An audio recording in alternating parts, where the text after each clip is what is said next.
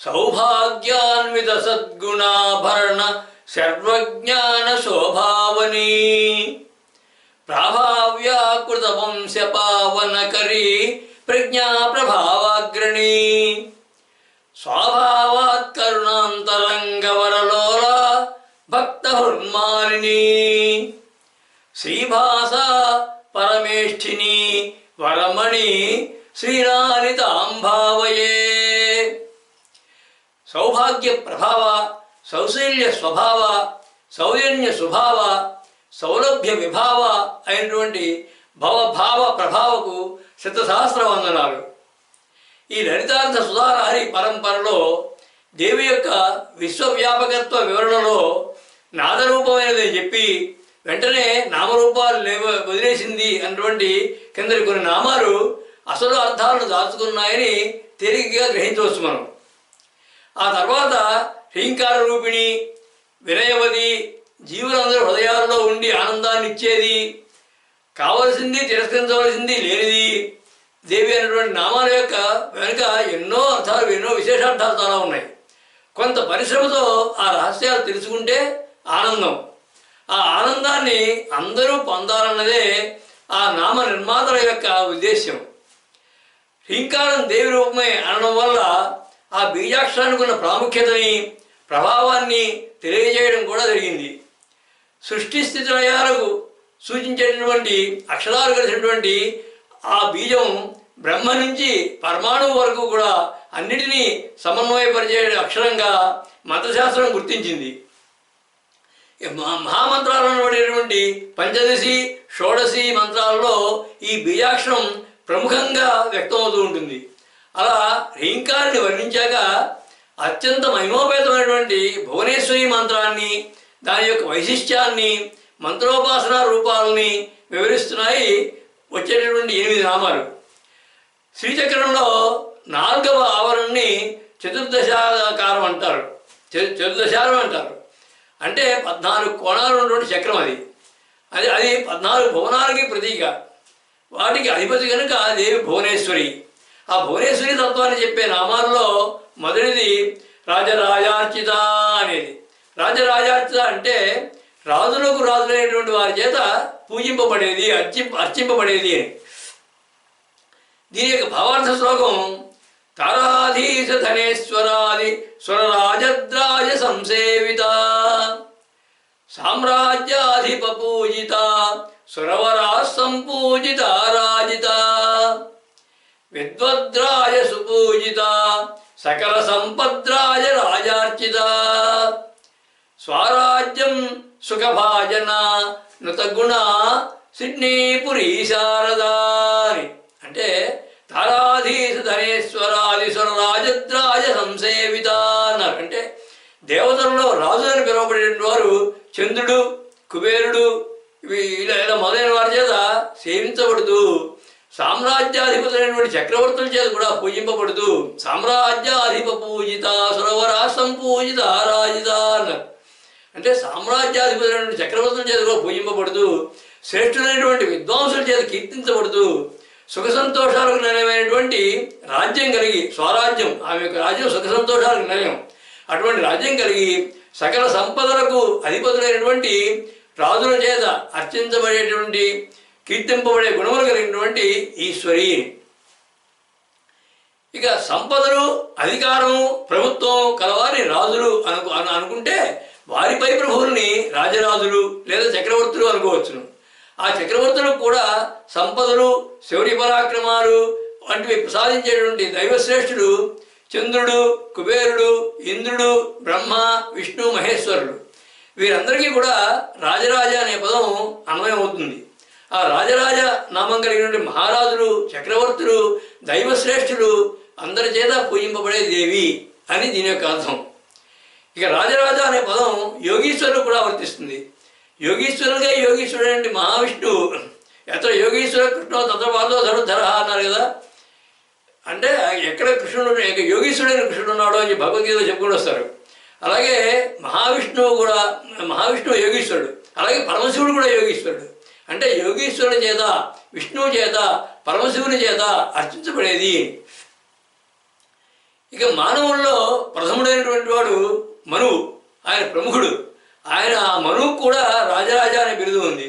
అంటే మనువు చేత అర్చించబడేది. అంటే మను విద్య అనే ఒక విద్య కూడా ఉంది. ఆయన యొక్క ఉపాసనా విధానాన్ని మను విద్య అంటారు. ఆ మను విద్య అని ఆయన పేరు మీదే ఉంది. కాబట్టి రాజరాజు చేత అర్చించబడేది. అంటే రాజరాజులైనటువంటి మనువు, చంద్రుడు, కుబేరుడు వీళ్ళందరి చేత కూడా హ్రీం అనేటటువంటి మంత్రపూర్వకంగా ఆరాధించబడేది. వీరందరూ కూడా శ్రీ విద్య పంచదశి మంత్రోద్ధారకులు వీళ్ళు. అంటే ఆ మంత్రాన్ని జపించి ఉపాసించి ఫలితాలు పొందినవారు. మంత్రసిద్ధులైన తర్వాత దేవి అనుగ్రహాన్ని పొందారు వారి పేర్ల మీద ఆ విద్యలు మను విద్య, చంద్ర విద్య, కుబేర విద్య అంటే ప్రసిద్ధంగా వచ్చాయి. ఇక దూర్వాస మహాముని రచించినటువంటి ఆర్యాద్విశతి అనే గ్రంథంలో శ్రీచక్ర ప్రాకారాలను వర్ణిస్తారు ఆయన. అందులో 14వ ప్రాకారంలో 16 మహారాజులు దేవిని ఉపాసిస్తూ ఉంటారని, వారు 16 మహారాజులు కూడా మామూలు రాజులు కానీ గొప్పవాళ్ళు వాళ్ళు. కాబట్టి వారి చేత అర్చింపబడుతోంది అని ఉంది అందులో. ఆ 16 మహారాజులు ఎవరంటే గయుడు, అంబరీషుడు, శశిబిందువు, శిబి, పృథువు, మరుత్వంతుడు, మరుత్తు, సుహోత్రుడు, పరశురాముడు, శ్రీరాముడు, దిలీపుడు, నృగుడు, రంతిదేవుడు, యయాతి, మాంధాత, భగీరథుడు. వీరందరూ కూడా 16 మహారాజులు వీరు. ఈ మహారాజులందరూ వీరందరూ కూడా దేవిని హ్రీం బీజ స్వరూపిణిగా ఆరాధించారు. అంటే వీరందరి చరిత్రలు కూడా మహాభాగవతంలో ఎంతో విస్తారంగా ఉన్నాయి. యోగపరంగా కుండలిని ప్రయాణం తీసుకుంటే ఆజ్ఞాచక్రాన్ని దాటిన తర్వాత సహస్రారం చేరి అక్కడ సదాశివ తేజస్సుతో ఐక్యమైనప్పుడు రాజరాజేశ్వరి అని పిలువబడుతుంది ఆవిడ. అంటే రాజరాజార్చిత అంటే రాజరాజేశ్వరి అని, అంటే రాజరాజ ఈశ్వరి అని అర్థం. అంటే అక్కడ రాజరాజ అంటే సదాశివ తేజస్సు, ఈశ్వరి అంటే ఆ తేజస్సును అధిగమించినది. అంటే ఆ తేజస్సుని రాజరాజుల చేత సదాశివ తేజస్సు చేత కూడా అర్చించబడేది అని అర్థం. అంటే ఆ తేజస్సుతో కలిపి శివశక్తికి రూపిణిగా వెలిసిల్లుతుంది. అంటే సదాశివ తేజస్సుతో కూడా తేజస్సును కూడా దాటి ఆమె ఆ కుండలిని సహస్రాలను కూడా దాటి బ్రహ్మశేషానికి పెడుతుంది. కాబట్టి అక్కడ ఈ సదాశివ తేజస్సుతోటి అర్చించబడుతుంది ఆవిడ. అందుకని రాజార్చిత అయింది. అందుకే అక్కడ అమృత వర్షం కురిపిస్తుంది అక్కడి నుంచి. అదే నిరీశ్వరాయనుడి పరంజ్యోతి అని ఈ నామం యొక్క భావం యోగపరంగా చూస్తే. ఇక ఈ నామం నుంచి కూడా ఇంకొక 8 నామాలు రణత్కింకిణి మేఖల అనే నామం వరకు కూడా భువనేశ్వరి మంత్ర వివరణ ఉంటుంది. ఆ మంత్రం యొక్క ధ్యానం ఉజ్జద్భాస్వత్సమాభాం విజిత నవజప మిందు ఖండావతంసాం జ్యోతిర్మౌళిం త్రినేత్రాం వివిధమణిలసత్కుండాం పద్మహస్తాం హారగ్రైవేయ కాంచీ గుణమణి వలయాద్ యద్విచిత్రాంబరాఢ్యాం దేవీం పాశాంకుశాఢ్యాం అభయవరకరాం అంబికాం తాం నమామి అని. ఆ భువనేశ్వరి మంత్రం చిన్న మంత్రం అది. ఓం శ్రీం హ్రీం శ్రీం అనేది. అంటే హ్రీం అనేది దాంట్లో ప్రధానమైన బీజాక్షరం అది. దేవి ఉపాసకులలో ప్రసిద్ధులైనటువంటి దేవతా ప్రముఖుల చేత అర్చించబడుతోంది దేవి అనడంతో ఆ విద్యోపాసకులను అందరినీ కూడా గుర్తు చేస్తోంది ఈ నామం. వారితో పాటు యోగీశ్వరులైనటువంటి హరిహరాదులు కూడా దేవి ఉపాసకులైనటువంటి విశేషార్థం కూడా ఇందులో ఈ నామంలో ఉంది. ఇక రాజా అనే పదంలో రా అనేది అగ్నిబీజం, ఆ అనే శివబీజం, జా అనే శక్తి బీజం. కాబట్టి రాజా అంటే శివశక్తులతో కూడినటువంటి చిదగ్ని, అంటే జ్ఞానాగ్నితో అర్చింపబడేది అని అర్థం. దీంట్లో రహస్యార్థం అది. రాజార్చిత అంటే జ్ఞానాగ్నితో అర్చించబడేది.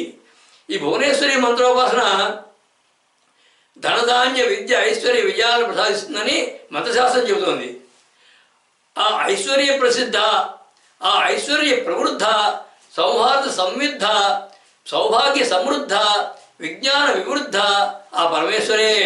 రాజులకు రాజులైన వారి చేత అర్చించబడుతోంది దేవి అన్నటువంటి కింద నామం దేవి యొక్క సర్వోన్నత్యాన్ని, సర్వాధికారాన్ని, దైవోన్నతత్వాన్ని చెబుతోంది. హరిహరాదుల నుంచి ప్రముఖులైనటువంటి శ్రీ విద్యోపాసకులను కలుపుకుంటూ వచ్చేటటువంటి నామం అది. సకల భువనాలకు ఈశ్వరి అయినటువంటి దేవిని అందరూ పూజించవచ్చు అనేటువంటి అంతరార్థం కూడా ఉంది అందులో. ఎందరో మహామౌని చేత అర్చించబడే దేవి సకల భువనాలకు మహారాజ్ఞి అంటోంది తర్వాతి నామం. రాజ్ఞి అనేది. రాజ్ఞి అంటే మహారాణి, సర్వాధికారిణి అని అర్థం. దీని యొక్క భావార్థ శ్లోకం విశ్వసృష్టి సమర్థ పాలన కృపాపారంగతారాజిత రాజాధీశ్వర యోగి పుంగవసురాధ్యక్షేణ సంపూజిత రాజన్మంత్ర సమర్చిత వరమహాశ్రీచక్ర సంవాసిత రాజ్ఞీ ప్రజ్ఞ ప్రభా సమాన కలిత సిడ్నీపురీ శారదాని. అంటే విశ్వసృష్టి సమర్థ పాలన కృపాపారంగతారాజిత అన్నారు. అంటే విశ్వానంతటినీ సృష్టించి దయాగుణంతో సమర్థవంతంగా పాలిస్తూ రాజులకు అధీశులైనటువంటి చక్రవర్తులు, యోగీశ్వరులు, ఇంద్రాది దేవతాశ్రేష్ఠుల చేత పూజింపబడుతూ రాజాధీశ్వర యోగి పుంగవసురాధ్యక్షేణ సంపూజిత అన్నారు. అలా పూజింపబడుతూ మంత్రరాజముల చేత అర్చింపబడుతూ, అంటే రాజన్మంత్ర సమర్చిత వరమహాశ్రీచక్ర సంవాసిత అన్నారు. అంటే మంత్రరాజముల చేత అర్చించబడుతూ శ్రీచక్రమే స్థానంగా కలిగి ప్రజ్ఞా ప్రభావాలతో శోభిల్లేటువంటి మహారాజ్ఞి అయిన ఈశ్వరి రాజ్ఞీ ప్రజ్ఞ ప్రభా సమాన కలిత అన్నారు. అంటే జగత్తంతా కూడా సృష్టించి పోషించి పాలిస్తున్న దేవి సమస్త భువనాలకు అధికారిని, మహారాజ్ఞి. ఆమెకు పైన అధికారులు ఎవరూ లేరు అని ఈ యొక్క భావం. అంటే ఇదే నిరీశ్వర అనే నామానికి అర్థం. ఇదే అర్థం నిరీశ్వర అన్న కూడా.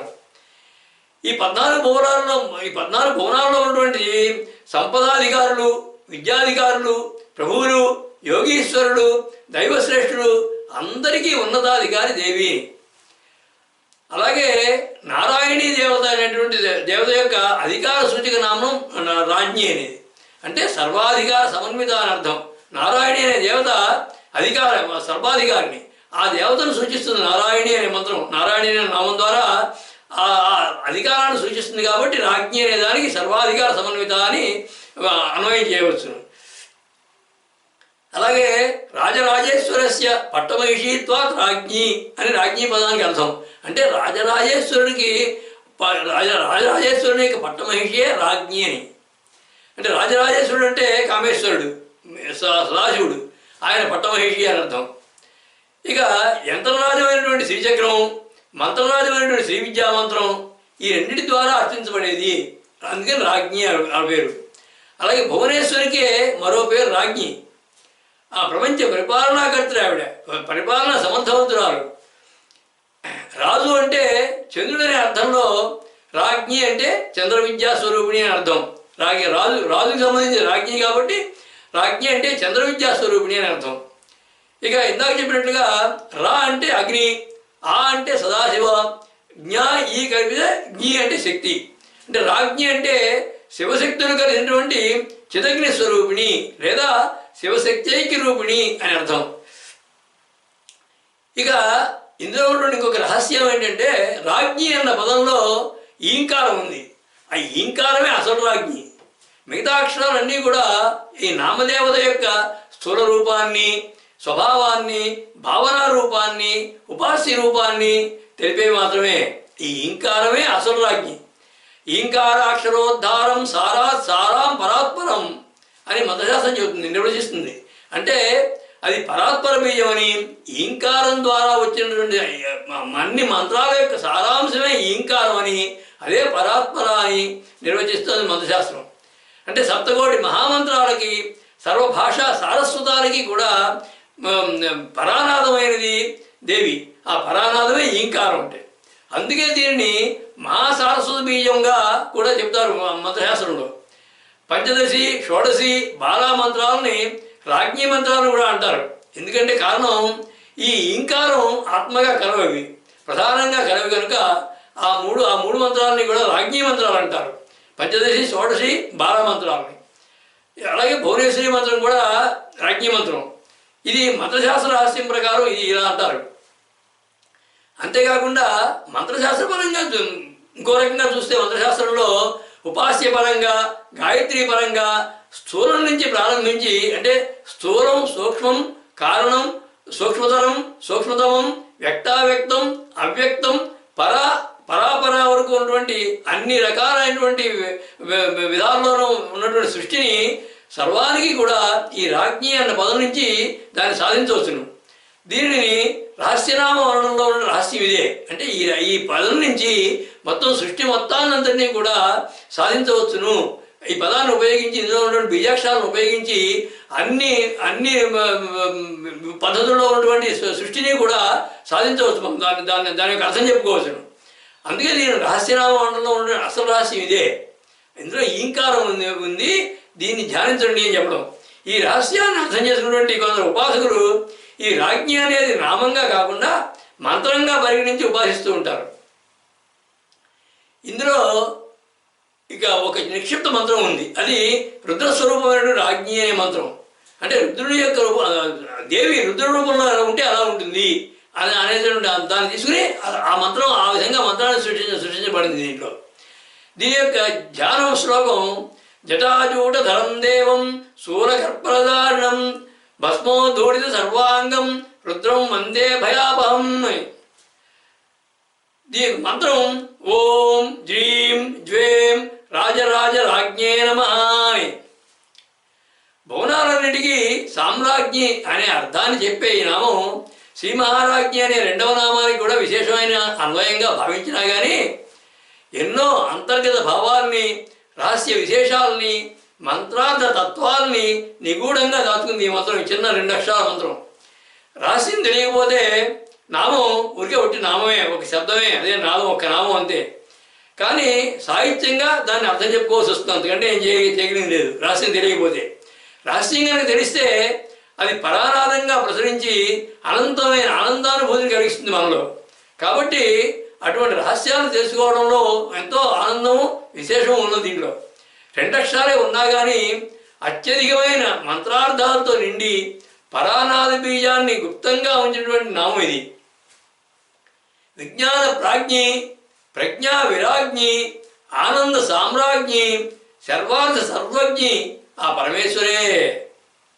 రాజాధిరాజులు యోగీశ్వరుల చేత పూజింపబడేది, సకల భువనాలకు మహారాజ్ఞి అన్నటువంటి క్రిందటి నామాలు అంతర్గతంగా ఎన్నో మంత్రరహస్యాలని తమలో నిక్షిప్తం చేసుకున్నాయి.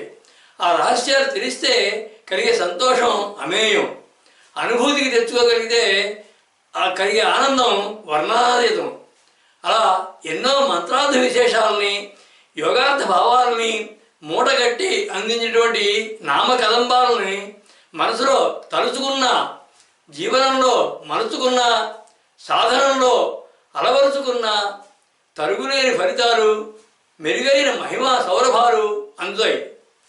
అంతటి భువనైక రాజ్ఞి, మంత్రార్థ ప్రాజ్ఞి, స్వారాజ్ఞి, సర్వజ్ఞి అయినటువంటి దేవి సౌందర్యం వర్ణనాతీతం ఉంటుంది. తర్వాత నామం రమ్య అనేది. రమ్య అనే నామానికి అర్థం అత్యంత సుందరమైనది, అంటే మనోహరమైనది అని అర్థం. దీని యొక్క భావార్థ శ్లోకం ఆహ్లాదాకృతి మూర్తిమంద సుగుణాలంకార సద్రూపగా సౌందర్యాన్విత దేహ భాసిత విలాసాకార లావణ్యత దేవేంద్రాది కవీశ్వర తవ గుణాన్ రూపాణి సంకీర్తిత రమ్యా సౌమ్య గుణాధిక శుభరమా సిడ్నీపురీ శారదా అని. అంటే ఆహ్లాదాకృతి మూర్తిమంత సుగుణాలంకార సద్రూపగా అన్నారు. అంటే ఆహ్లాదాన్ని కలిగించేటువంటి ఆకారం కలిగి సుగుణాలు నిండినటువంటి రూపంతో, విలాసము లావణ్యము కూడినటువంటి సౌందర్యవంతమైన దేహంతో, కవీంద్రుడి చేత కూడా కీర్తింపబడినటువంటి గుణరూపములు కలిగి దేవేంద్ర ఆది కవీశ్వర తవ గుణాన్ రూపాన్ని సంకీర్తిత అన్నారు. అంటే దేవేంద్రుడు దేవతల గురువు అయినటువంటి కవీంద్రుల చేత కూడా కీర్తింపబడినటువంటి గుణరూపములు కలిగి సత్వగుణ ప్రధానమై శుభాలను ప్రసాదించేటటువంటి మనోహరమైన రూపం కలిగినటువంటి ఈశ్వరి అని. రమ్ అనే ధాతువుకి ఆహ్లాదకరం అని అర్థం. అంటే ఆహ్లాదించే సంతోషం కలిగించేది అని. ఎల్లప్పుడూ ఆహ్లాదకరంగా తను ఉండేది, అందరికీ ఆహ్లాదాన్ని కలిగించేది రమ్య అంటే అర్థం. అత్యంత మనోహరమైనటువంటి రూప గుణ లావణ్యాలు, సౌందర్య విలాసాలు కలిగినది అని దీని యొక్క బాహ్యమైన అర్థం. అలా కాకుండా కాంతితో ప్రకాశించేటువంటి దివ్యదేహం కలిగింది అని కూడా అర్థం రమ్య అంటే. ఆ మనోహరత్వం వల్ల రమ రమ అంటే శ్రీమహాలక్ష్మి, రమ అంటే శ్రీమహాలక్ష్మి కాబట్టి రమా చేత పూజింపబడేది రమ్య అనే అర్థం కూడా దీనిలో సాధించవచ్చును. ఇక మనోహరమైనది అంటే మనసును హరిస్తుంది అని అర్థం కదా. ఆ మనసును హరిస్తుందనే అర్థంలో యోగశాస్త్రపరంగా చూస్తే మనసుని హరించడం అంటే వృత్తి, ఆ వృత్తి ఐహిక సంబంధాన్ని తీసేయడం. అప్పుడు ఏకాగ్రత వస్తుంది, ఆత్మభావం స్థిరమవుతుంది. అలా భక్తులకి సాధకులకి ఆత్మభావం స్థిరపడడానికి సహాయపడేది అంటే మనసుని నియంత్రించి ఆత్మభావాన్ని ప్రసాదించేది అని అర్థం. ఇక ఉమా హైమవతి బహుశోభమాన అంటుంది కేనోపనిషత్తు. అంటే అందులో దేవిని బహుశోభమాన ఎంతో అందమైనది అని వర్ణిస్తాడు. అలాగే శ్రీసూక్తం హిరణ్యవర్ణాం హరిణీం సువర్ణరజస్రజాం చంద్రాం హిరణ్మయీం లక్ష్మీం జాతవేదో మమావా అంటుంది. అంటే హిరణ్యవర్ణాం అద్భుతమైన రంగు కలిగినటువంటి దేవి, బంగారు రంగు కలిగినది. ఈ నామం భువనేశ్వరి మంత్రంలో ఉన్నటువంటి హకారాన్ని సూచిస్తుంది. భువనేశ్వరి మంత్రంలో హకారం, అకారం, రకారం, ఈకారం, బిందువు అన్నీ ఉన్నాయి కాబట్టి అందులో మొట్టమొదటి హకారాన్ని సూచిస్తుంది. ఆ హకారం ఆకాశాన్ని సూచించే బీజం. అంటే ఆకాశమే అన్నిటికీ అధిష్టానం కనుక ఆకాశాత్మకమైనటువంటి హకారం దీని నుంచే అన్ని బీజాలు, అన్ని మంత్రాలు, అన్ని నామాలు, అన్ని తన్మాత్రలు అన్నీ జన్మించాయి. ఇక రమ్య అనే పదాన్ని విడదీసి చూస్తే రం యా అని అర్థం. రం ఇవ యాతి ఇది రమ్య అని దాని యొక్క నిర్వచనం. అంటే రమ్ అంటే అగ్నివీయం, అది అంటే చిదగ్ని వరే తాను రూపాత్మకమైనటువంటి జగత్తుని సృష్టిస్తుంది కనుక రమ్య అని దీని యొక్క భావం. అంటే జగత్ సృష్టికారిణి అని అర్థం. ఇక శంకరాచార్యుల వారు సౌందర్యలహరిలో దేవి యొక్క సౌందర్యం గురించి ఇలా అంటారు. త్వదీయం సౌందర్యం తుహినగిరి కన్యే తులయితుం కవీంద్రా కల్పంతే కథమపి విరించి ప్రభృతయ యథా లోక్య ఉత్సుక్య దమనరణాయాంతి మనసా తపోభిర్దుష్ప్రాపామపి గిరి సాయుధ్య పదవీం అంటారు. అమ్మా ఓ హిమవత్పుత్రి, నీ సౌందర్యాన్ని వర్ణించడానికి, దానికి సమానమైన దాన్ని చెప్పడానికి బ్రహ్మామారైనటువంటి కవిశ్రేష్ఠులు కూడా సమర్థులు కాలేకపోతున్నారు. అక్కడ కవి అంటే బ్రహ్మానికి అర్థం ఉంది. అంటే బ్రహ్మని తీసుకుని కవిశ్రేష్ఠులతో సహా అందరినీ చెప్తున్నారు అనమాట. ఇక అప్సరసులు అనేటువంటి దేవతాశ్రేయులు కూడా నీ సౌందర్యాన్ని కుతూహలంతో చూస్తున్నారు. అంటే వారి సౌందర్యం కంటే నీ సౌందర్యం ఎక్కువ అని. వారు నీ అందంతో కొంచెం కూడా సాటి రాలేక నీ సౌందర్యాన్ని తలుచుకున్నంత మాత్రానే తపస్సు చేత కూడా పొందశక్యంగా అన్నటువంటి పరమశివుని సాహిత్య పదవును పొందుతున్నారమ్మా. అంత గొప్పది నీ సౌందర్యం అని. ఇక ఈ నామం నుంచి భువనేశ్వరి మంత్రంలో ఉన్నటువంటి మిగిలిన బీజాక్షరాలను సూచిస్తాయి వచ్చే కొన్ని నామాలు. మనోహరమైన రూపలావణ్యాలు కలిగి దేవి అని చెప్పి ఈ చిన్న నామంలో ఆహ్లాద సూచకమైనటువంటి భావమే కాకుండా ఆకాశ బీజాన్ని కూడా నిక్షిప్తం చేయడం జరిగింది. ఎంతో మహిమాన్వితమైనటువంటి భువనేశ్వరి మంత్ర బీజాక్షరం దీనిలో గుప్తంగా ఉండి ఈ నామాన్ని తలచినంతనే సర్వాభీష్టాలు కలుగుతాయని మంత్రశాస్త్ర ప్రసిద్ధం. స్వభావ సౌమ్య, ప్రజ్ఞాన గమ్య, సౌజన్య రమ్య, ప్రతిభా సురమ్య, ప్రభావ పారమ్య ఆ పరమేశ్వరే. భువనేక సామ్రాజ్ఞి అయినటువంటి దేవి సౌందర్యాన్ని చెప్పే రమ్య అన్న కింద చిన్న నామం దేవి యొక్క మనోజ్ఞ సౌందర్య లావణ్య మూర్తిత్వాన్ని, ఆహ్లాద ప్రియత్వాన్ని, లక్ష్మీరూపకత్వాన్ని చెబుతోంది. ఇంతకు ముందు చాలా నామాలు దేవి అవయవాల సౌందర్యాల్ని, అందాల్ని, సొగసుల్ని వర్ణించినా కానీ ఇంత చిన్న పదంతో సౌందర్య రాశి అని చెప్పడంలో ఏవో మంత్రరహస్యాలు దాచిన నామంగా సందేహం కలుగుతుంది. ఆ సందేహమే మరింత పరిశోధనకు దారి చూపుతుంది. ఆ దిశగా ఆలోచిస్తూ వెతికితే కొన్ని మంత్రశాస్త్ర రహస్యాలను తెలుసుకోవడం, ఆ రహస్యాలు యోగ విశేషాలు ఈ నామాన్ని మరింతగా అభిమానించేటట్టు చేస్తాయి. దేవి మనోహర సౌందర్యానికి ఒక కారణాన్ని చెబుతోంది తర్వాత నామం రాజీవలోచన అనే నామం. ఈ రాజీవలోచన అనే నామానికి అర్థం పద్మముల వంటి కన్నులు కలిగినది. దీని యొక్క భావార్థ శ్లోకం పూర్ణజ్ఞాన విరాజితాఖిల మహాకాంచై సముద్భాసిత తారాధీశ దివాకర ప్రభవ యుద్ధ్యత్కాంతి నేత్రైర్యుత భక్తాభీష్ట తిష్టద వీక్షణేపి ఘనత రాజీవ సల్లోచన రాజీవాక్ష సహోదరి శుభకరి సిడ్నీపురి శారదారి అంటే పూర్ణజ్ఞాన విరాజిత అఖిల మహాకాంత్యై సముద్భాసిత అన్నారు. అంటే సంపూర్ణ జ్ఞానంతో కూడిన కాంతితో ప్రకాశిస్తూ సూర్యచంద్రుని మించినటువంటి తేజస్సు కలిగి తరాధీశ దివాకర ప్రభవ విద్యుత్కాంతి నేత్రయుత అన్నారు. అంటే సూర్యచంద్రుని మించినటువంటి కాంతి కలిగి భక్తుల కోరికలను తీర్చే దయావీక్షణాలతో పద్మముల వంటి కన్నులతో శోభిల్లుతూ సమస్త శుభాలను ప్రసాదించేటటువంటి శ్రీ మహావిష్ణువు సోదరి అయినటువంటి ఈశ్వరి రాజీవాక్ష సహోదరి శుభకరి అన్నారు. అంటే రాజీవాక్ష అంటే శ్రీ మహావిష్ణువు, శ్రీ మహావిష్ణువు యొక్క సోదరి అయినటువంటి ఈశ్వరి అని. రాజీవం అంటే పద్మము, చేప, జింక, రాజోపజీవులు అంటే రాజసేవకులు అనే అర్థాలు ఉన్నాయి. రాజీవం అంటే పద్మం అనే అర్థంలో చూస్తే పద్మాలు వికాసానికి ఆనందానికి చిహ్నాలు. జ్ఞానము, కాంతి, శ్రేయము, ప్రజ్ఞ, విలాసము వంటి గుణాలన్నిటికీ కూడా వికాసం అనేది స్థాయి భావం. అంటే అది చివరికి వస్తుందన్నమాట, వికాసం కలుగుతుంది, ఫలితం అది. దేవి కన్నులు కూడా పద్మంలోనే ఉన్నాయంటే వికాస గుణం ఉన్నటువంటి సల్లక్షణాలు నిండుగా కలిగినది అని అర్థం.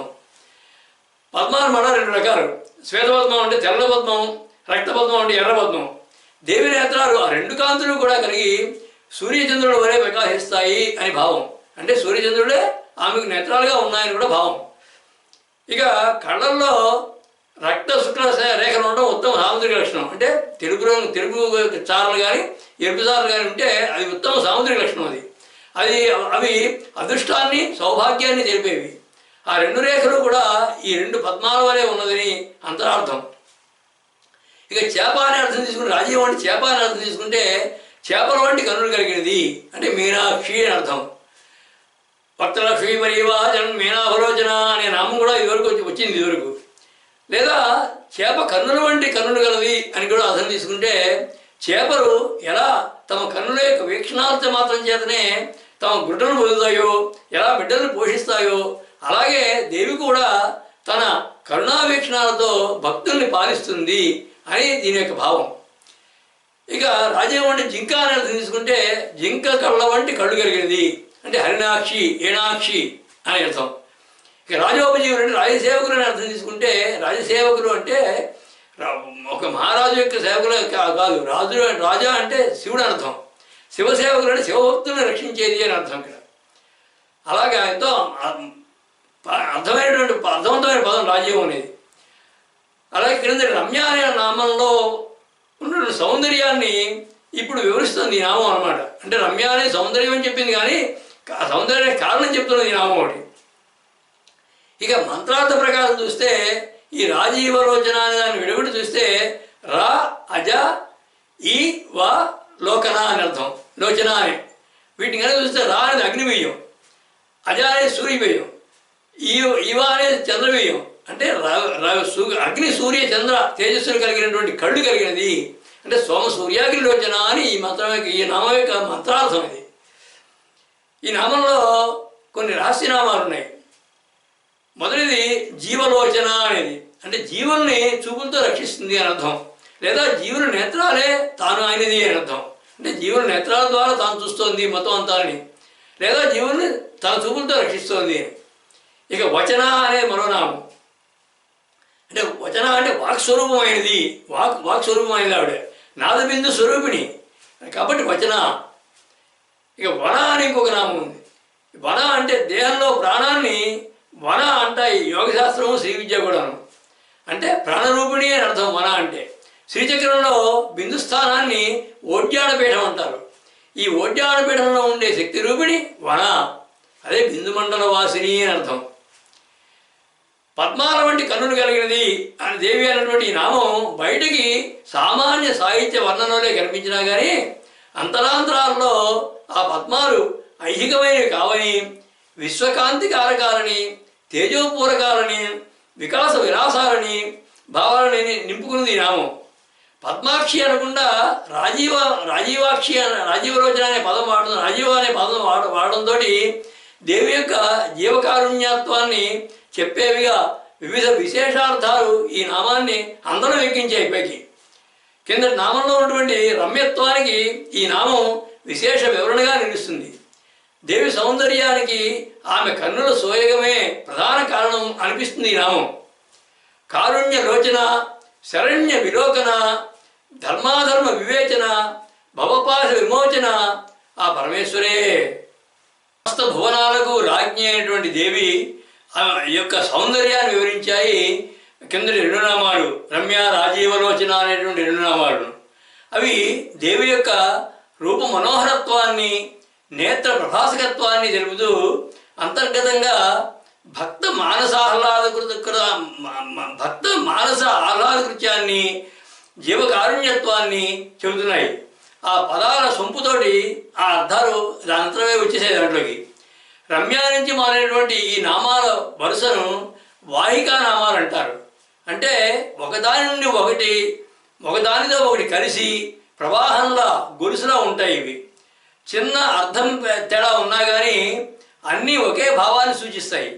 ఇవన్నీ దేవి యొక్క సౌందర్యాన్ని చెప్పే వ్యాధంతో, ఆ మిషతోటి దేవి యొక్క విశ్వ పాలన లాలన విశేషాలను ధ్వనిగా చెబుతున్నాయి. అంతేకాకుండా మంత్ర బీజాక్షరాలను గుంభనగా దాచుకున్నటువంటి అద్భుత నామాలు ఇవి. మాత్రమైనటువంటి భువనేశ్వరి మంత్ర బీజాలను చెప్పేవి ఈ వాహికా నామాల వరుస. భక్తుల్ని అనురాగావలోకనంతో వీక్షించే దేవి వారిని ఎలా కరుణిస్తుందో చెబుతున్నది వచ్చే నామాలు. అందులో రంజని అనే నామం యొక్క అర్థం రంజింపజేయునది, అంటే సంతోషం కలిగించేది అని. దీని యొక్క భావార్థ శ్లోకం లోకాధీశ మహేశ్వరస్య సుమనస్సంతోష శ్రీరంజనీ పాపారణ్య మహాతరు ప్రహార ధీరాధీశ ప్రాభంజనీ షడ్వర్గాది మనోవికారక గణచ్ఛేదాభినిరంజనీ రంజన్యద్భుతరంజనీ గుణఖని సిడ్నీపురీ శారదాని. అంటే లోకాధీశ మహేశ్వరస్య సుమనస్సంతోష శ్రీరంజనీ అన్నారు. అంటే అన్ని లోకాలకి అధీశ్వరుడైనటువంటి ఆ మహేశ్వరుని యొక్క మనసును సంతోషపెట్టేది. పాపారణ్య మహాతరు ప్రహార ధీరాధీశ ప్రాభంజనీ అన్నారు. అంటే పాపాలనే మహావృక్షాలు ఉన్నటువంటి అరణ్యాన్ని నిర్మూలించే ప్రభంజనమైనది, అంటే మహావాయువు అయినది. అలాగే అరిషడ్వర్గాల వంటి మనోవికారాన్ని రూపుమాపేటువంటి శక్తి కలది, రజోగుణం లేనిది, సజ్జనులను సంతోషింపజేస్తూ వారిని రంజింపజేసేటువంటి ఈశ్వరి అని. ఇక రంజనం అంటే ఆనందపరచడం, సంతోషపెట్టడం, రంగు వేయడం అని అర్థాలు. జీవులకి సంతోషాన్ని, ఆనందానుభూతిని ఇచ్చే దేవి అని దీని యొక్క బాహ్యమైన అర్థం. ధ్యానంలో కలిగేటువంటి అనేక అనుభవాలు, ఆనందానుభూతులు రంజనలుగా భావిస్తే వాటిని కలుగజేసేది. అంటే అందులో సంతోషాన్ని, ఆనందాన్ని కలిగించేవి ధ్యానంలో కనుక అటువంటి అనుభూతులు కలిగితే వాటిని కలుగజేసేది రంజని. ఇక రంగు వేయడం అనేటువంటి అర్థంలో చూస్తే ఉదాహరణకి ఒక మంకెన పువ్వు, అంటే ఎరుపు రంగు ఉన్నటువంటి మంకెన పువ్వు తనకి దగ్గరగా ఉన్నటువంటి స్ఫటికమైనటువంటి మాణిక్యంలో ప్రతిఫలించి తన ఎరుపు రంగులో ఆ స్ఫటికాన్ని కూడా రక్తవర్ణంగా మారుస్తుంది. అలాగే అరుణవర్ణ రూపమైనటువంటి దేవి తనకు దగ్గరగా ఉన్నటువంటి స్వచ్ఛమైన తెలుపు వర్ణం కలిగినటువంటి పరమశివుని రంజింపజేస్తోంది. అంటే తన రంగు ఆయనకు వేస్తున్నట్లుగా భాషిస్తుంది, లేదా ఆయనని అనురాగం కలవానిగా చేస్తుంది అని కూడా దీని అర్థం. ఆ రంజని అనే దానికి మహేశ్వరుని కూడా రంజింపజేసింది అని అర్థం. ఇక రంజని అంటే పసుపు అని కూడా అర్థం ఉంది. పసుపు పవిత్రతకి, పరిశుద్ధతకి, పరిశోధతకి సూచకం. అంటే దేవి ఎల్లప్పుడూ పవిత్రురాలు, పరిశుద్ధురాలు అని కూడా అర్థాలు గ్రహించవచ్చు ఈ రంజని నామం నుంచి. ఇక భక్తాన్ రంజయది రంజని అని దాని యొక్క విశేషమైనటువంటి అర్థం. అంటే భక్తుల్ని కటాక్షంతో రంజింపజేస్తుంది, భక్తుల్ని దయతో ఆనందింపజేస్తుంది అని. అలాగే బీజాక్షరాలతో కూడినటువంటి మంత్రం మననం చేయడం వలన మనోవికాసం కలుగుతుంది. ఆ మనోవికాసమే మనోరంజని అంటే, అదే రంజని అంటే. ఇక రంజని దాన్ని రం జని అని కనుక తీసుకుంటే, రమ్ అనేది అగ్నిబీజం, అంటే చిదగ్ని నుంచి జనించింది అంటే చిదగ్ని నుండి ఉద్భవించింది అని దీని యొక్క అర్థం వస్తుంది. అంటే చిదగ్నికుండ సంభూత అనే దానికి దీని యొక్క అర్థం. అలాగే రంజని అయితే ఉపాస్య రూపం, అలాగే నిరంజని అయితే అనుపాస్య రూపం. అంటే రూపం సగుణ రూపం కాదు, అది నిరంజని అంటే సగుణ రూపం కాదు, నిర్గుణ బ్రహ్మ. రంజని అయితే ఉపాస్య రూపం, సగుణ బ్రహ్మ. ఇక త్రిశిలి నామాల్లో కూడా సర్వరంజన్యై నమః అన్నటువంటి నామం ఉంది. దానికి శంకరాచార్య గారి భాష్యం ఇక్కడ అన్వయం అవుతుంది. ఆయన ఏమంటారంటే సర్వ పదార్థాలని కూడా సచ్చిదానందంతో రంజింపజేసేది, అవభాషించేది అని అని అని తర్వాత ఘటాది సర్వ పదార్థాలు కూడా సచ్చిదానంద ప్రతీతి చేత వ్యవహార కాలంలో ప్రపంచ కారణమైనటువంటి బ్రహ్మం యొక్క అనుస్యూతత్వం పొంది భాసమానం అవ్వడం సిద్ధాంతం. అది పరబ్రహ్మైక తత్వంతో అవన్నీ కూడా ప్రకాశిస్తూ ఉంటాయి. అచేతన పరిణామ ఆరంభాది వాదాలు కూడా నిష్ప్రమాణం అయిపోతాయి. అక్కడ యుక్తుల వలన భాషిస్తుంటే అదే నిరస్తవేదితవ్యం అంటారు. అంటే అన్ని పదార్థాలు కూడా సచ్చిదానందంతో భాషిస్తాయి కాబట్టి అన్నిటినీ కూడా రంజింపజేసేది, అన్నిటినీ కూడా తన యొక్క రంగుతోటి అన్నిటికీ రంగు వేస్తుంది. అంటే తన యొక్క ఆనందానుభూతిని అన్నిటికీ అందిస్తుంది అని రంజని అనే భావం, రంజని అనే నామం యొక్క భావం ఇది. ఇందులో మనోహరమైనటువంటి మహత్తరమైనటువంటి రంజనీ మంత్రం ఉంది. ఇందులో దీని యొక్క ధ్యాన శ్లోకం ఖడ్గం కశాసూర కృశానుహస్తాం ఆముక్తకేశీ మరుణత్రేత్రాం వినీలవర్ణాం మకుటాదిభూషాం శ్రీరంజనీం భంజితరిష్టమీడే అనేది. ఈ మంత్రం ఐం క్రీం ఈం శ్రీం సహ కినికిని రంజని స్వాహ అని భక్తజనుల మనసును రంజింపజేస్తుంది అనేటువంటి భావం కలిగినటువంటి ఈ నామం సర్వలోకేశ్వరుని మనసును కూడా తన ఉనికి మాత్రం చేతనే ఆహ్లాదపరుస్తుంది అని కూడా అంతరార్థం కలది. మంత్రమరణం వల్ల కలిగేటువంటి మనోరంజనమే దేవి అని నిగూఢంగా చెబుతోంది ఈ నామం. ధ్యానంలో ఆనందానుభూతుల్ని కలిగిస్తుంది అనే భావం కూడా ఉంది ఈ నామంలో. ఆ ధ్యానరంజని, పాపభంజని, భవప్రభంజని, భావ నిరంజని, మనస్సురంజని ఆ పరమేశ్వరే.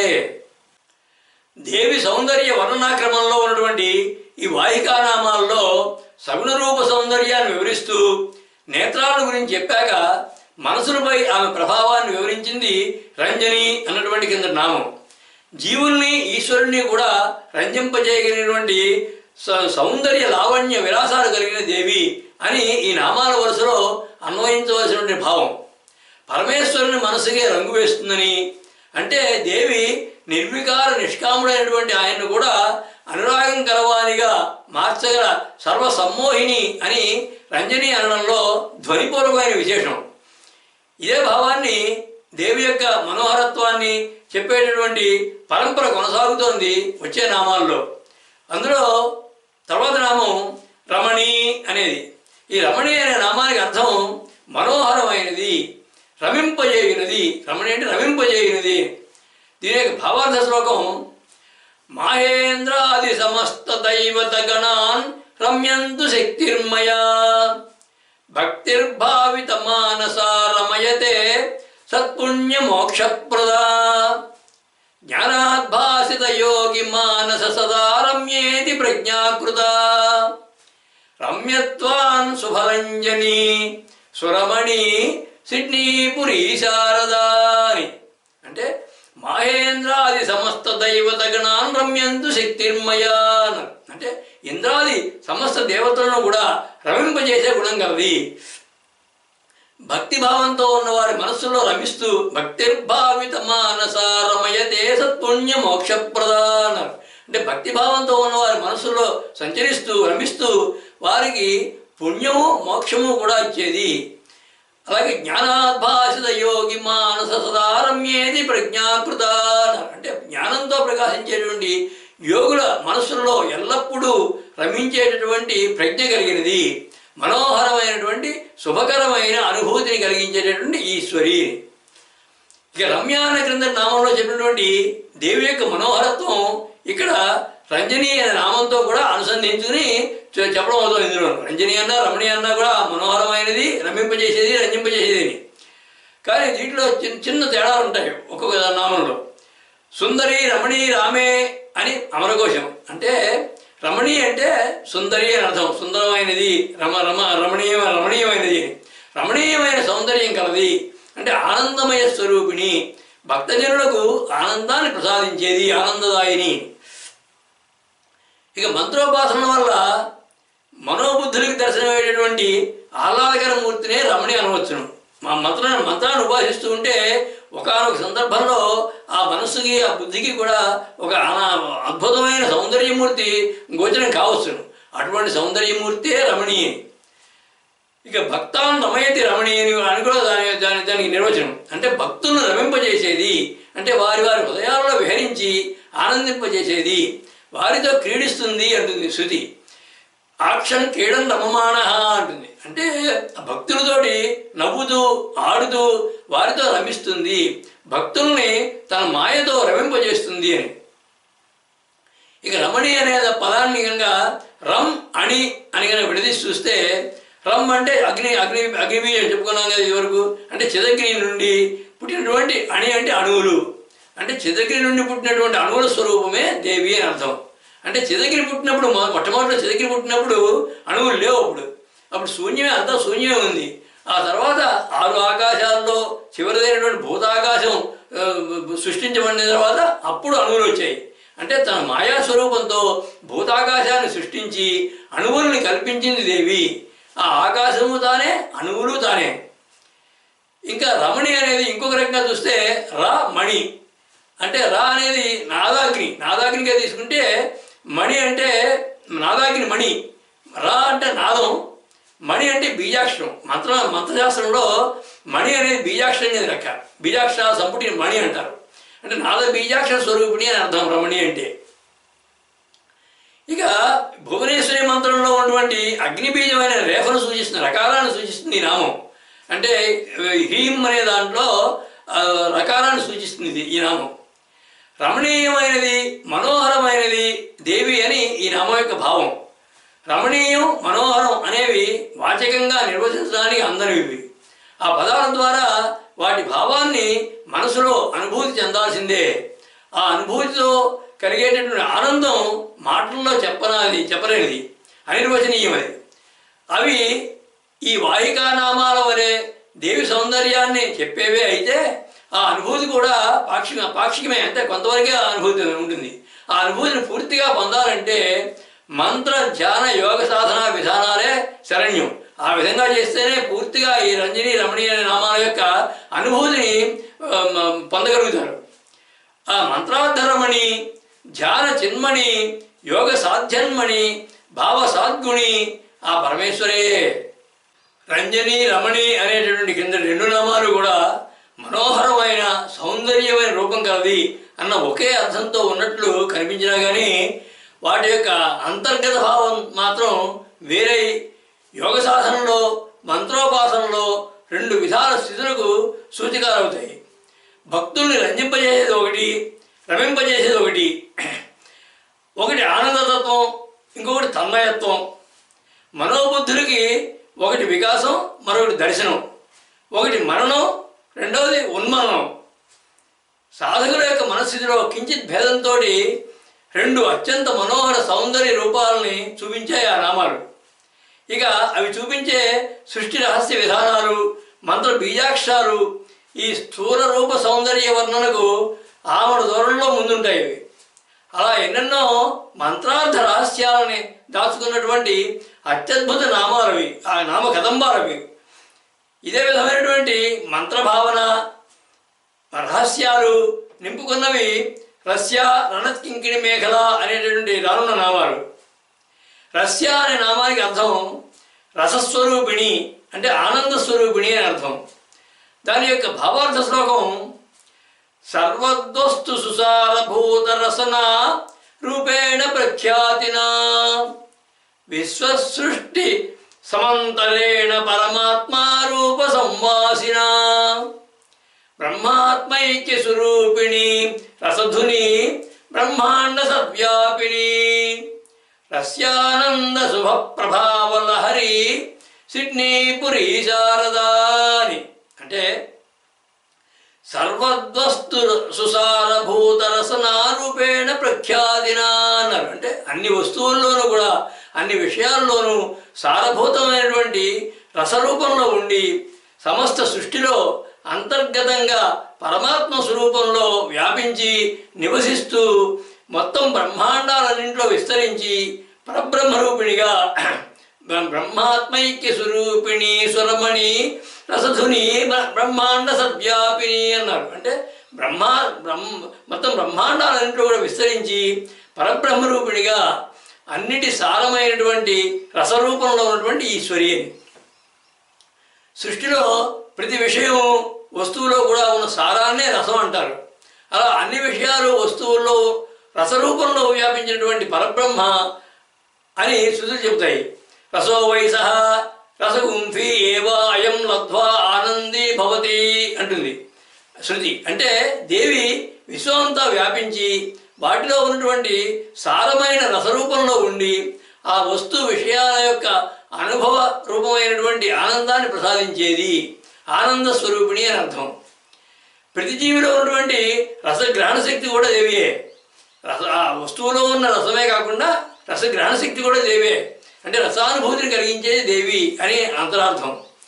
ఇక రసం అంటే ఆనందము, జీవము, ఉదకము అని అర్థాలు ఉన్నాయి. అంటే రసం యొక్క స్వభావం ఏంటంటే ఆనందాన్ని కలిగించడం లేదా ప్రవహించడం. ప్రవాహం అన్నా ప్రవహించడం అన్నా కూడా సృష్టిలో ఉన్నటువంటి చైతన్య స్వభావం అని భావం.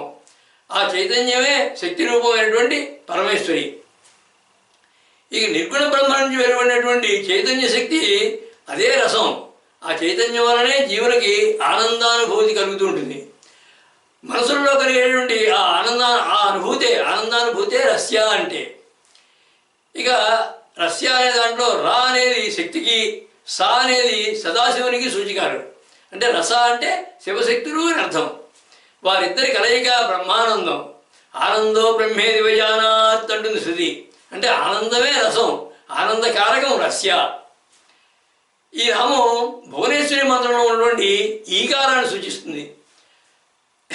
రమ్య, రాజీవలోచన, రంజని, రమణి, రస్య అనేటువంటి 5 నామాలు కూడా రాజ్ఞి అనే మంత్రంలో ఉన్నటువంటి వర్ణాలని, బీజాక్షరాలని సూచిస్తాయి. అంతేకాకుండా మంత్రశాస్త్రపరంగా కూడా అన్వయిస్తే రమ్య అంటే క, రాజీవలోచన అంటే ఏ, రంజని అంటే ఈ, రమణి అంటే లా, రస్య అంటే హ్రీం. ఈ నామాల్లో ఉన్నటువంటి బీజ సంపుటి పంచదశీ మంత్రంలో ఉన్నటువంటి కయ్యేన హ్రీం అనేటువంటి వాగ్భవకోవడమే. దేవి గ్రహణస్వరూపము, రసగ్రహణ స్వరూపము, రసానుభూతి రూపమైనది అని ఈ నామం యొక్క భావం. అన్నింటిలోనూ సారమై ఉన్నది రసమని, అదే దేవియే అంటున్నా అసలు భావం చైతన్య రూపిణి, శివశక్తి సమాగము అని దీనిలో ఉన్న అంతరార్థం. రసో వయస అన్న శృతికి సన్నుతి ఈ నామం. భావసామరస్య, భక్తి పారవస్య, భక్త సౌమనస్య, ముక్తి ప్రాభవస్య ఆ పరమేశ్వరే. రసస్వరూపమైనది, రసమును ప్రసాదించేది అన్నటువంటి కింద నామం దేవి యొక్క ఆనందతత్వాన్ని, అమృతత్వాన్ని నిగూఢంగా చెబుతోంది. రసం అంటే విషయసారమనే కాకుండా పరబ్రహ్మాని, శివశక్తులని అర్థాలతో ఈ చిన్న నామం అమేయమైనటువంటి భావాల్ని, సర్వోన్నతమైన బ్రహ్మతత్వాన్ని నింపింది ఈ నామంలో. పంచదశీ మంత్రం యొక్క ప్రథమ కూటంలో ఉన్నటువంటి హీంకారమే రస్య అంటే. సాధకులకి ఆ మంత్రోపాసన వల్ల ఆనందానుభూతిని కలిగిస్తుంది అన్నటువంటి యోగ సాధనా ఫలాన్ని కూడా సూచిస్తోంది ఈ నామం. ఈ మంత్ర సాధనా ఫలాన్ని చెబుతోంది తర్వాత వచ్చేటువంటి రణత్కింకిణి మేఖల అనే నామం. ఈ రణత్కింకిణి మేఖల అనే నామానికి బాహ్యమైన అర్థం చూస్తే ధ్వనించేటటువంటి చిరుమవ్వలు, చిరు గజ్జలు కలిగినటువంటి వడ్డాణం కలిగినది లేదా మరునూరు కలిగినది. మేఖల అంటే వడ్డాణం అని అనుకోవచ్చును లేదా మరునూరు అని అనుకోవచ్చును. అంటే ఆ వడ్డాణానికి చిన్న మువ్వలు ఉన్నాయట, ఆ మువ్వలు శబ్దం చేస్తున్నాయట. అటువంటి శబ్దం చేసేటటువంటి మువ్వలు కలిగినటువంటి వడ్డాణం పెట్టుకున్నది ఆవిడ అని. దీని యొక్క భావార్థ శ్లోకం చూస్తే హేమన్ను పురకాంచిగా వరమణి తన్మేఖలాభాసిత మహామంత్ర పదాక్షర ధ్వనిగుణ సంకేత శక్త్యాన్విత సౌందర్యాన్విత సస్వరూపగ రణత్కింకిణ్యతా మేఖలా మాతా సర్వపునీత భూసురనుత సిడ్నీపురీ శారదాని హేమన్ను పురకాంచిగా వరమణి తన్మేఖలాభాసిత అన్నారు. అంటే బంగారు చిరు గజ్జలు కలిగినటువంటి మొలనూలుతో వడ్డాణంతో శోభిల్లేటువంటి నడుము కలిగి మహామంత్ర పదాక్షర ధ్వనిగుణ సంకేత శక్త్యాన్విత అన్నారు. అంటే మహామంత్రాలలో ఉన్నటువంటి బీజాక్షరాల ధ్వనికి సంకేతాలుగా అత్యంత మహిమాన్వితమైనటువంటి శక్తితో సర్వోన్నతమైనటువంటి రూప సౌందర్యాలతో విద్వాంసుల చేత కీర్తింపబడుతూ భూసురనుత అన్నారు. అంటే విద్వాంసుల చేత కీర్తింపబడుతూ అందరినీ పవిత్రులను చేసేటటువంటి జగజ్జనని ఈశ్వరి అని. రమ్యమైనటువంటివి అత్యంత సుందరమైనటువంటివి దేవి యొక్క చిరుగజ్జలు ఉన్నటువంటి బంగారు వడ్డాణం ధరించింది అని అర్థం దీంట్లో ఉన్నది. అంటే ఆమె సౌందర్యంలో భాగమైంది ఈ ఆభరణం. మంత్రశాస్త్రపరంగా చూస్తే రణత్ కింకిణి అనేవి బీజాక్షరాలకి, మేఖల అనేది అనే పదం బీజాక్షరాలతో నిండినటువంటి మంత్రానికి సంకేతం. ఇక రాజ్ఞి అనేది మంత్రంగా చెప్పబడింది ఇదివరకు. కాబట్టి ఆ మంత్రం అందులో ఉన్న బీజాక్షరాలను సూచించే నామం ఇది. ఆ మంత్రం మేఖల, బీజాక్షరాలు రణత్ కింకిణి అనేవి. ఇక దేవి వడ్డాణానికి ఉన్నటువంటి చిరు మువ్వలు చూస్తే మంత్రశాస్త్రపరంగా చూస్తే అకారం నుంచి క్షకారం ఉన్నటువంటి అన్ని వర్ణాలు కూడా ఆ చిరు మువ్వలవి. అవే మాతృగా వర్ణాలు అంటారు. ఇది శ్రీ విద్యా రహస్యం. దేవి కుక్షిలో అంటే పొట్టలో బ్రహ్మాండాలన్నీ ఉన్నాయి ఆవిడికి. ఆ నడుముకున్నటువంటి బీజాక్షరాలతో కూడిన వడ్డాణం అంటే బీజాక్షర సమామ్నాయమైనటువంటి మంత్రాల శక్తితో ఈ బ్రహ్మాండాలను నియమిస్తోంది దేవి అని అంతరార్థం. అంటే దేవి సర్వమంత్ర స్వరూపిణి, మాతృగా వర్ణ రూపిణి అని భావం. ఈ మాతృగా వర్ణాలతో కూడినదే సమస్త సారస్వతం. అన్ని భాషలు అని సారస్వతం అని సాహిత్యం అంతా కూడా మంత్రాలు, నాదాలు, సంజ్ఞలు, సంభాషణలు ఇవన్నీ కూడా మాతృగా వర్ణాలతో కూడినవే. ఇవి ఈ శబ్దాలు, నాదాలు జీవుల యొక్క నాభి ప్రదేశం నుంచి వస్తాయి. అంటే అక్కడ మణిపూర దగ్గర ఉంటుంది. యోగశాస్త్రపరంగా చూస్తే ఆ మణిపూరంలో మొదలైనటువంటి నాదం అన్ని శబ్దాలకి నిలయమని సూచించడమే మణిపూరం దగ్గర ఈ మొలనూరుని లేదా వడ్డాణాన్ని ధరించడం. అంటే సప్తకోటి మహామంత్రాలు కూడా దేవి ధరించినటువంటి ఆ వడ్డాణం యొక్క చిరుమువ్వల సపోడి నుంచి ఉద్భవించాయి. అనగా దేవి యొక్క మొలనూరు సరస్వతీ స్వరూపం, నాదబ్రహ్మ స్వరూపం, మంత్రరాజ పరమేశ్వరీ స్వరూపం. ఆ విధంగా మంత్రభూత మహేశ్వరి స్వరూపాన్ని ఈ నామం ద్వారా వ్యక్తం చేయడం జరిగింది. మంత్ర బీజాక్షరాల ధ్యానం గజ్జల ధ్వనిని వినిపిస్తుంది. అందుకే సాధకులకి మొదట్లో మంత్రజపం చేస్తున్నప్పుడు లోపల నుండి ముమ్మల శబ్దం వినిపిస్తుందని చెప్పి వారి అనుభవం. ఇక రాజ్ఞీ మంత్రం యొక్క బీజాక్షరాలే ఈ కింకిణులు. ఇంతకు ముందు చెప్పుకున్నట్టుగా రాజ్ఞి అనేది మహామంత్రం అనుకుంటే ఆ రాజ్ఞీ మంత్రం యొక్క బీజాక్షరాలే కింకిణులు. ఇందులో ఆ ఉచ్చారణ ధ్వనియే కింకిణీ నాదం, ఆ మంత్రమే మేఖల. ఈ నామం భువనేశ్వరి మంత్ర బీజాక్షర నాదానికి సూచిస్తుంది. ఈ 5 నామాల ద్వారా నామరూపాలు కలిగినటువంటి స్థూలమైన దేవి సౌందర్యాన్ని సూక్ష్మంగా, రహస్యంగా, అతి రహస్యంగా ఉన్నటువంటి తత్వాన్ని దర్శింపజేయడమే ఈ రహస్యమైనటువంటి అర్థాల యొక్క పరమార్థం. అంటే రమ్య, రాజీవలోచన, రంజని, రమణి, రస్య అనేటువంటి 5 నామాల్లోనూ కూడా ఎంతో దేవి సౌందర్యాన్ని సూక్ష్మంగా చెప్తున్నా కానీ రహస్యంగా, అతి రహస్యంగా ఉన్నటువంటి తత్వాన్ని దర్శింపజేస్తాయి ఈ నామాలు. ఈ చిరుమువ్వల నాదం అనడం వల్ల ఒక్కొక్క మువ్వ యొక్క నాదం ఒక్కొక్క అక్షరంగా, అవి కలిసి వాక్కుగా, దానికి భావన కలిగి అర్థంగా భాషించి భాష అవుతుంది. అంటే నాదం వాక్కుగా, వాక్కు అక్షరంగా, అక్షరాలు పదంగా, పదాలు వాక్యంగా, వాక్యాలు భాషగా రూపొందడానికి ప్రథమ స్పందమైనటువంటి నాదం దేవి అని ఈ నామంలో ఉన్నటువంటి రహస్యమైన అర్థం. ఆ నాద సత్కళ, భావ హృత్కళ, వేద చిత్కళ, సర్వ నిష్కళ, జ్ఞాన సత్కళ, సర్వభావాత్ కళ ఆ పరమేశ్వరే. సర్వం శ్రీ లలితాదేవి అర్పణమస్తు.